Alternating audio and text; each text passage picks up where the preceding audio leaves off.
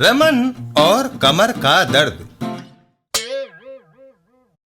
एक दिन रमन के घर पर उई अमा मियां रमन, क्या हुआ? खलीफा, मेरी कमर में दर्द है। जल्दी से डॉक्टर के पास जाओ मियां। रमन डॉक्टर के पास चल देता है। उई! डॉक्टर के क्लिनिक पर। डॉक्टर साहब, कमर टूटी जा रही है। यह कैसे हुआ? रात को स्टेज पर रामलीला करते वक्त मुझे चोट आई। एक दृश्य में कुंभकर्ण को बाण लगा और वह गिर पड़ा। गिरा कुंभकर्ण और चोट तुम्हें आई? डॉक्टर साहब, वह मुझ पर गिरा था। है? उई!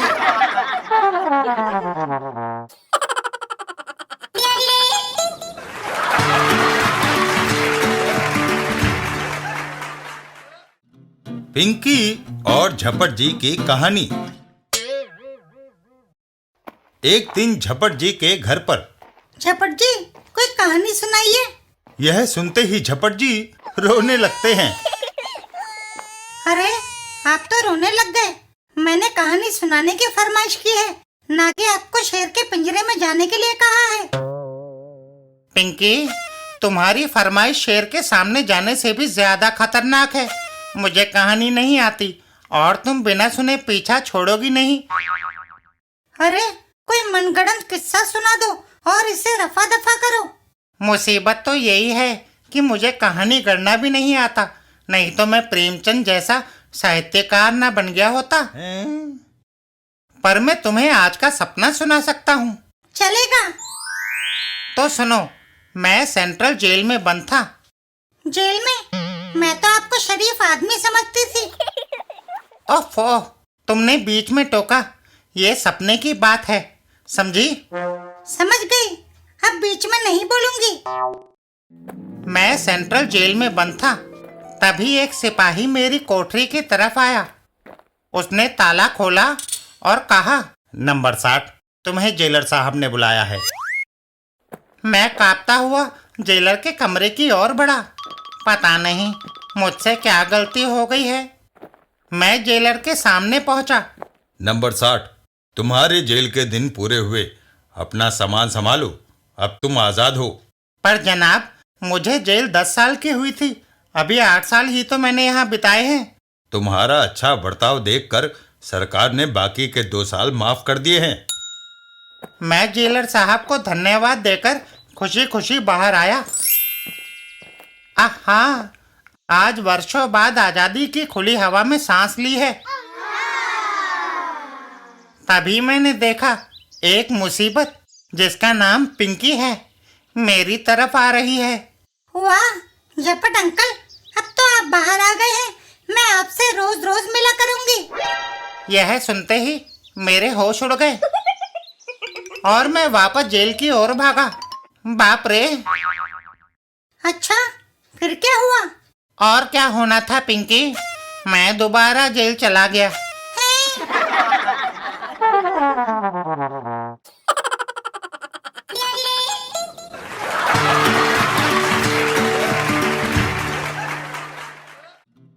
बिल्लू काम की तलाश में। एक दिन बिल्लू रास्ते में कहीं जा रहा था। तभी, बिल्लू, कहाँ आवारागर्दी करते फिर रहे हो? ताऊ जी, मैं काम की तलाश में मारा मारा फिर रहा हूँ। हैं? इस उम्र में बेकारी की समस्या? क्या तुम्हारे पिताजी रिटायर हो गए हैं, जो तुम्हें छोटी उम्र में काम करने की जरूरत पड़ गई? नहीं, आजकल स्कूल की छुट्टियां हैं। खाली बैठने से अच्छा है कि काम करके कुछ जेब खर्च कमाया जाए। बिल्लू, मेरे पास एक काम है, अच्छे पैसे मिलेंगे, क्या करोगे?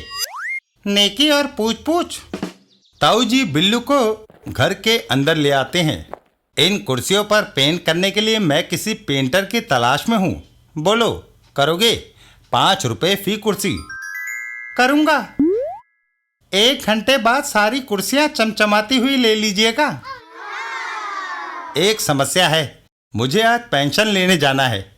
उधर अपने शहर कॉमिकपुर के अधिकारी मुझे नगर का सबसे ज्यादा सभ्य नागरिक चुनना चाहते हैं। इस सिलसिले में आज मेयर साहब मेरे घर आएंगे। अगर वह संतुष्ट हो गए तो मुझे गोल्ड मेडल इनाम दिया जाएगा। आप जाइए, अगर मेयर साहब आएंगे तो मैं आपको फोन करके बुलवा लूंगा। ठीक है, पेंशन ऑफिस का फोन नंबर है 340068। इतना कहकर ताऊजी चले जाते हैं। चल बेटा बिल्लू, अब काम में लग जा। कुछ देर बाद सारी कुर्सियों पर रंग हो गया। ताऊजी आकर देखेंगे तो खुश हो जाएंगे। तभी गब्दू वहां आता है। बिल्लो, मैं तुम्हें सब जगह ढूंढ रहा था। तुम घर से नाश्ता करके नहीं आए, इसलिए तुम्हारी मम्मी ने बुलाया है। ताऊजी पेंशन लेने गए हैं, शहर के मेयर ने आना है। अगर मैं चला गया तो मेयर साहब का स्वागत कौन करेगा? तुम भूखे हो, इसलिए नाश्ता करने घर जाओ। मैं यहाँ रहता हूँ। अगर मेयर साहब आए तो उनका स्वागत मैं करूँगा और ताऊजी को टेलीफोन करके बुलवा लूँगा। ठीक है, ताऊजी के पेंशन के दफ्तर का फ़ोन नंबर है 340068। मैं चलता हूँ। नंबर 340068, मुझे याद रहेगा। थोड़ी देर बाद ताऊजी यहाँ रहते हैं। हाँ, क्या आप नगर के मेयर हैं? तुमने ठीक पहचाना।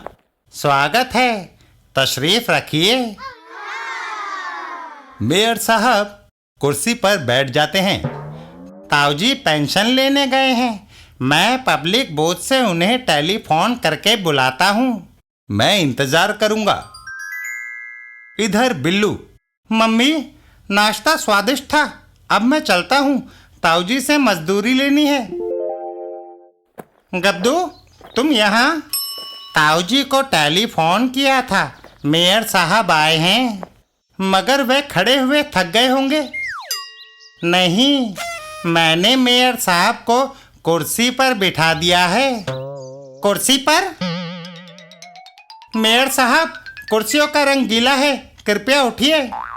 मेयर साहब उठते हैं। है मेरा कुर्ता।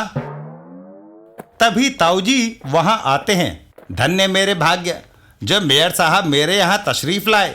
अब मेरा शहर का सबसे सभ्य नागरिक चुना जाना करीब करीब निश्चित है। क्या सभ्य नागरिक शहर के मेयर का इस तरह स्वागत करता है?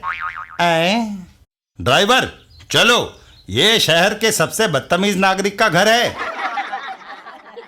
ताऊजी और बिल्लू, बिल्लू, ये सब तुम्हारी वजह से हुआ। मेरे घर से निकल जाओ। मजदूरी के पैसे भी मारे गए। कहो नौजवान, काम करोगे?